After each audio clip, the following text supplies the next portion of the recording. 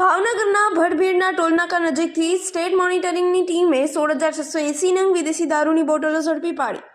state monitoring સેલનો staff Bhavnagar Ahmedabad highway પર પેટ્રોલિંગમાં હતા તે દરમિયાન મળેલી બાતમીના આધારે ભાવનગર ભડભીડના ટોલનાકા પાસેથી પસાર થતા એક ટેન્કરને અટકાવી તેની તલાશી લેતા ટેન્કરમાંથી વિદેશી દારૂની 16,680 નંગ બોટલ જેની કિંમત 33,720 રૂપિયા તેમજ મોબાઈલ ટેન્કર મળેલ